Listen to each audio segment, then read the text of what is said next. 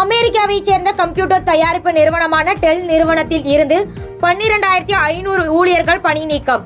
கடந்த ஆண்டும் ஏஐ தொழில்நுட்பம் காரணமாக 13,000 ஊழியர்களை டெல் நிறுவனம் பணி நீக்கம் செய்திருந்தது குறிப்பிடத்தக்கது. பாரிஸ் ஒலிம்பிக்கில் தகுதி நீக்கம் செய்யப்பட்டுள்ள மல்யுத்த வீராங்கனை வினேஷ் போகத் மீண்டும் அதே வலிமையுடன் களமிறங்குவார் என காங்கிரஸ் எம்பி ராகுல் காந்தி கருத்து. ஒட்டுமொத்த இந்தியாவும் உங்களுக்கு துணையாக நிற்கும் எனவும் எக்ஸ் வலைதளத்தில் பதிவு. ஒலிம்பிக் போட்டியை புறக்கணித்து இந்திய வீரர்கள் நாடு திரும்ப வேண்டும். வினேஷ் போகத் தகுதி நீக்கத்திற்கு எதிர்ப்பு தெரிவித்து ஆம் ஆத்மி எம்பி சஞ்சய் கிங் கருத்து. பாதகம் செய்பவரை கண்டால் நாம் பயங்கொள்ளலாகாது பாப்பா. மோதி மிதித்து விடு பாப்பா, அவர் முகத்தில் உமிழ்ந்து விடு பாப்பா. அண்மை செய்திகளை உடனுக்குடன் தெரிந்து கொள்ள இணைந்திருங்கள் இயம்நாடு தொலைக்காட்சியுடன்.